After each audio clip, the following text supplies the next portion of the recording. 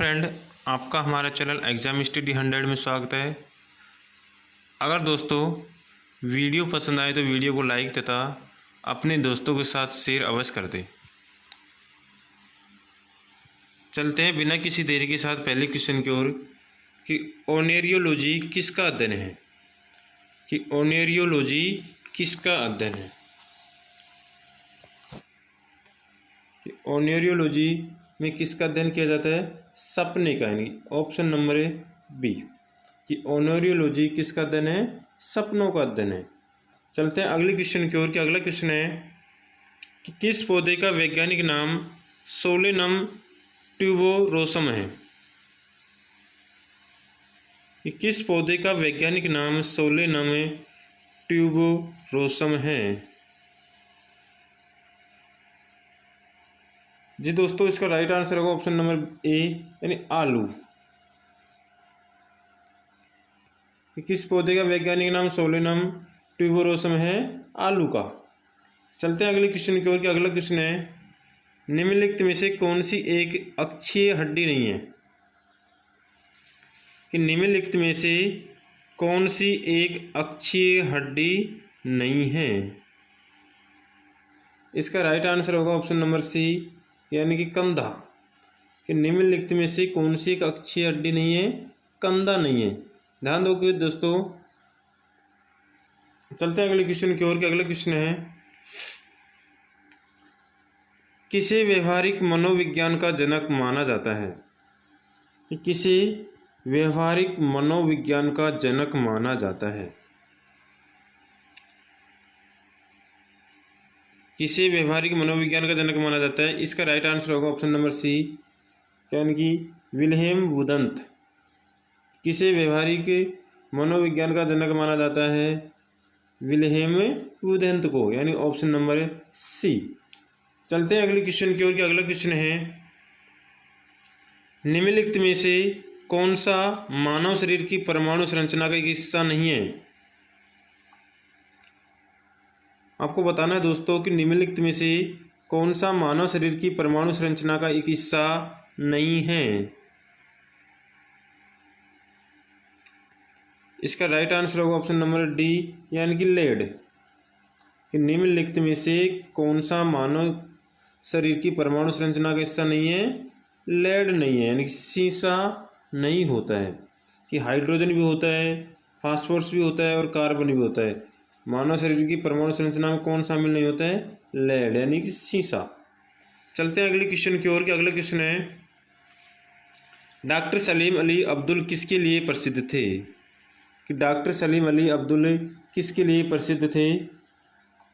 कि इसका right answer होगा ऑप्शन नंबर ए कि पक्षी विज्ञानी। कि डॉक्टर सलीम अली अब्दुल किसके लिए प्रसिद्ध थे? पक्षी विज्ञानी थे वो। चलते हैं अगले क्वेश्चन है कि प्रकाश संश्लेषण की प्रक्रिया में जारी होने वाला ऑक्सीजन कहाँ से आता है। कि प्रकाश संश्लेषण की प्रक्रिया में जारी होने वाला ऑक्सीजन कहाँ से आता है।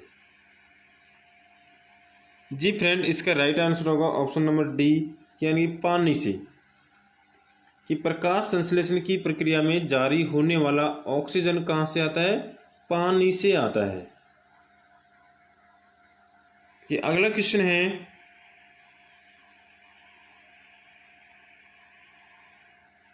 कि कंट्रैक्शन ग्रेडियंट के खिलाफ कोशिका की हलचल को क्या कहा जाता है। जी फ्रेंड, कि कंट्रैक्शन ग्रेडियंट के खिलाफ कोशिका की हलचल को क्या कहा जाता है। इसका राइट आंसर होगा ऑप्शन नंबर ए कि सक्रिय परिवहन। कि क्या कहा जाएगा? कि सक्रिय परिवहन। अगर दोस्तों आपको हमारा ये वीडियो पसंद आए तो वीडियो को लाइक तथा चैनल को सब्सक्राइब अवश्य कर ले। कि साथ ही साथ बेल आइकन को भी रिप्रेस कर ले कि जिससे कि हर वीडियो की नोटिफिकेशन आपको प्राप्त हो सबसे पहले। चलते हैं अगले क्वेश्चन की ओर। कि अगला क्वेश्चन है कि निम्नलिखित में से कौन सा अलैंगिक प्रजनन का एक प्रकार नहीं है। कि निम्नलिखित में से कौन सा अलैंगिक प्रजनन का एक प्रकार नहीं है। इसका राइट आंसर होगा कि ऑप्शन नंबर डी कि परिनिषेचन।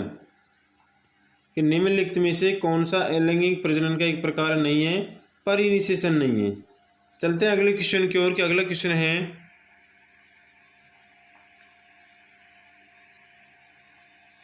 कि नेत्र गोलक को नियंत्रित करने के लिए कितनी मांसपेशियों का इस्तेमाल किया जाता है। कि नेत्र गोलक को नियंत्रित करने के लिए कितनी मांसपेशियों का इस्तेमाल किया जाता है। इसका राइट आंसर होगा ऑप्शन नंबर है सी, यानी कि कितनी मांसपेशियों का, 6 मांसपेशियों का। कि नेत्र गोलक को नियंत्रित करने के लिए 6 मांसपेशियों का इस्तेमाल किया जाता है। चलते हैं अगले क्वेश्चन की ओर कि अगला क्वेश्चन है कि मानव मस्तिष्क का वजन कितना होता है। कि मानव मस्तिष्क का वजन कितना होता है। कि शरीर के कुल वजन का लगभग 2%, शरीर के कुल वजन का लगभग 8%, सी है कि शरीर के कुल वजन का लगभग 12%, या शरीर के कुल वजन का लगभग 15%। कि मानव मस्तिष्क का वजन कितना होता है। जी फ्रेंड, इसका राइट आंसर होगा ऑप्शन नंबर ए कि शरीर के कुल वजन का लगभग कितना परसेंट होगा, 2%। कि मानव मस्तिष्क का जो वजन होता है शरीर के कुल वजन का लगभग कितना प्रतिशत होता है, 2%। जी फ्रेंड, अगर वैसे ही कि मानव मस्तिष्क का वजन कितना होता है कि 1350 ग्राम, कितना होता है कि 1350 ग्राम। किसी किसी बुक में आपको ये 1350 ग्राम की जगह 1400 ग्राम भी लिखा मिलता है। वैसे राइट कितना होता है कि 1350 ग्राम मानव मस्तिष्क का वजन। चलते हैं अगले क्वेश्चन की ओर कि अगला क्वेश्चन है कि निम्नलिखित में से कौन सा ध्वनि प्रदूषण का एक प्रभाव नहीं है। कि निम्नलिखित में से कौन सा ध्वनि प्रदूषण का एक प्रभाव नहीं है। इसका राइट आंसर होगा ऑप्शन नंबर डी, यानी कि त्वचा रोग। कि निम्नलिखित में से कौन सा ध्वनि प्रदूषण का एक प्रभाव नहीं है, त्वचा रोग। अगला क्वेश्चन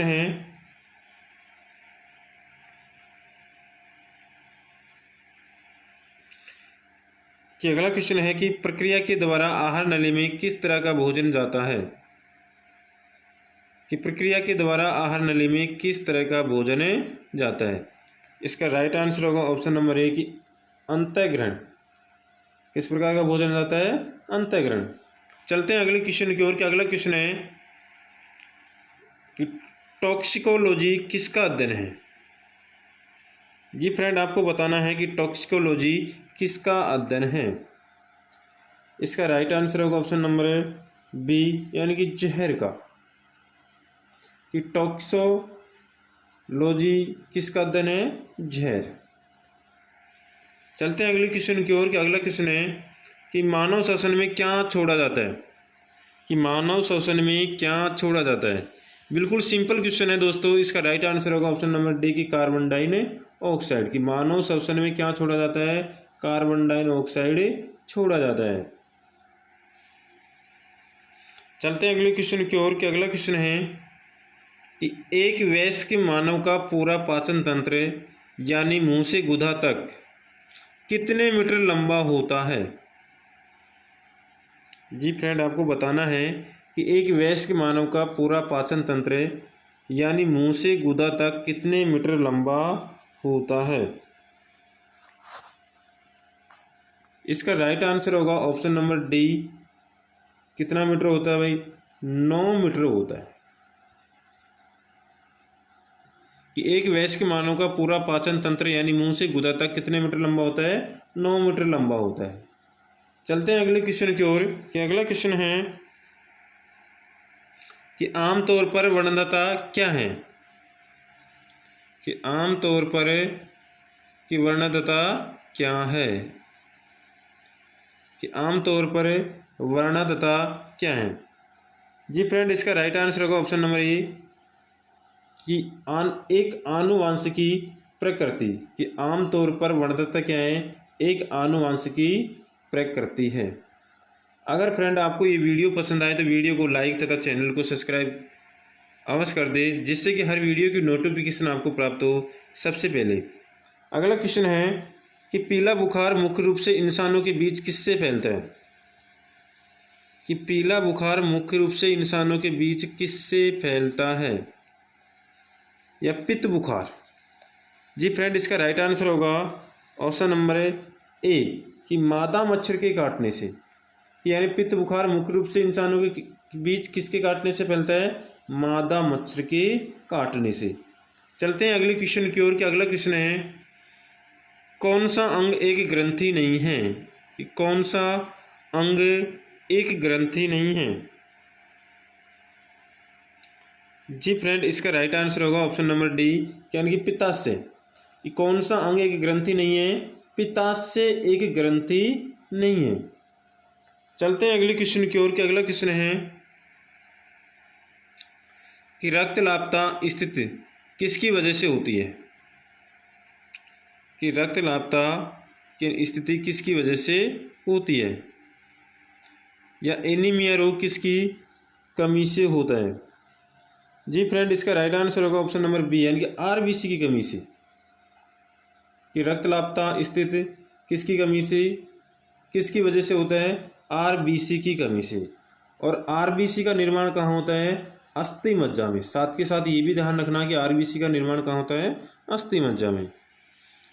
चलते हैं अगले क्वेश्चन की ओर। कि अगला क्वेश्चन है कि नेफ्रोलॉजी के साथ जुड़ा हुआ है। कि नेफ्रोलॉजी के साथ जुड़ा हुआ है। इसका राइट आंसर होगा ऑप्शन नंबर सी, यानी गुर्दा। कि नेफ्रोलॉजी के साथ जुड़ा हुआ है। क्या जुड़ा हुआ है? गुर्दा जुड़ा हुआ है। चलते हैं अगले क्वेश्चन की ओर। कि अगला क्वेश्चन है कि आधुनिक आनुवांशिकी का जनक किसे माना जाता है? कि आधुनिक आनुवांशिकी का जनक किसे माना जाता है? इसका राइट आंसर होगा ऑप्शन नंबर बी, यानी ग्रेंगर मेंडल को। कि आधुनिक आनुवांशिकी का जनक किसे माना जाता है? ग्रेंगर मेंडल को। अगला क्वेश्चन है कि लुई पास्चर को किस खोज के लिए जाना जाता है? कि लुई पास्चर को किस खोज के लिए जाना जाता है? किसके लिए जाना जाता है? रेबीज का टीका। कि लुई पास्चर को किस खोज के लिए जाना जाता है? रेबीज का टीका। यानी रेबीज के टीके की खोज किसने की थी? लुई पास्चर ने। अगला क्वेश्चन है कि कुष्ठ रोग को नाम से भी जाना जाता है। कि कुष्ठ रोग को किस नाम से भी जाना जाता है? जी फ्रेंड, इसका राइट आंसर होगा ऑप्शन नंबर बी, यानी हैंसेन रोग। कि कुष्ठ रोग को किस नाम से भी जाना जाता है? हैंसेन रोग से नाम से भी जाना जाता है। ध्यान रखना दोस्तों कि इसका राइट आंसर क्या होगा? ऑप्शन नंबर बी, यानी कि हैंसेन। यानी कुष्ठ रोग को किस नाम से जाना जाता है? हैंसेन रोग के नाम से भी जाना जाता है। चलते हैं अगले क्वेश्चन की ओर। कि अगला क्वेश्चन है कि एक मनुष्य के जीवन को पूर्ण रूप से धारणीय करने के लिए आवश्यक न्यूनतम भूमि को क्या कहते हैं? जी फ्रेंड, कि एक मनुष्य के जीवन को पूर्ण रूप से धारणीय करने के लिए आवश्यक न्यूनतम भूमि को क्या कहते हैं? क्या कहा जाता है? कि इसका राइट आंसर होगा ऑप्शन नंबर बी, यानी कि पारिस्थितिकीय पदछाप। कि एक मनुष्य के जीवन को पूर्ण रूप से धारणीय करने के लिए आवश्यक न्यूनतम भूमि को क्या कहते हैं? यानी कि पारिस्थितिकीय पदछाप। Option number B is right. चलते हैं अगले क्वेश्चन की ओर। कि अगला क्वेश्चन है कि भारत का डीएनए उंगली छाप केंद्र स्थित है। कि भारत का डीएनए उंगली छाप केंद्र स्थित है, यानी कहाँ स्थित है? इसका राइट आंसर होगा ऑप्शन नंबर डी, यानी कि हैदराबाद में। कि भारत का डीएनए उंगली छाप केंद्र कहाँ स्थित है? हैदराबाद में स्थित है। अगला क्वेश्चन है कि खाद्य पदार्थों के परीक्षण के लिए प्रयोग में लाए जाने वाला रसायन है।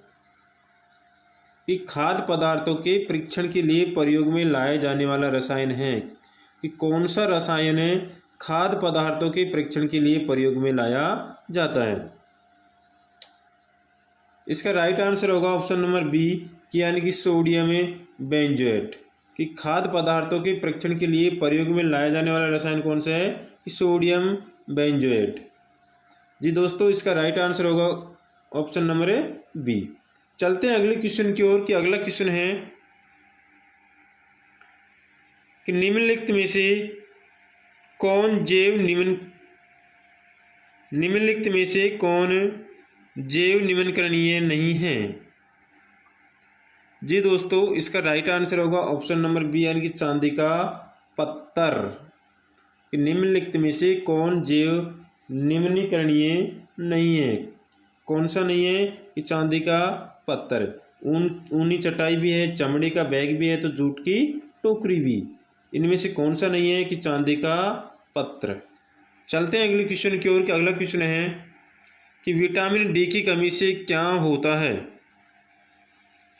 कि विटामिन डी की कमी से क्या होता है? जी फ्रेंड, इसका राइट आंसर होगा ऑप्शन नंबर ए यानी कि रिकेट्स और अस्थि मर्दुता। कि विटामिन डी की कमी से कौन सा रोग होता है? कि रिकेट्स और अस्थि मर्दुता। इसका विटामिन डी का केमिकल नाम होता है कैल्सीफेरोल। इसको भी साथ के साथ ध्यान रखना कि विटामिन डी का केमिकल नेम क्या होता है? कि कैल्सीफेरोल होता है। चलते हैं अगले क्वेश्चन की ओर। अगला क्वेश्चन है भारत का राष्ट्रीय फल कौन सा है? कि भारत का राष्ट्रीय फल कौन सा है? बिल्कुल सिंपल क्वेश्चन है दोस्तों। इसका राइट आंसर होगा ऑप्शन नंबर ए यानी आम। कि भारत का राष्ट्रीय फल कौन सा है? आम है। अगर दोस्तों आपको ये वीडियो पसंद आए तो वीडियो को लाइक तथा चैनल को सब्सक्राइब कर दे और अपने दोस्तों के साथ शेयर कर दे। मिलते हैं नेक्स्ट वीडियो में, तब तक के लिए थैंक यू।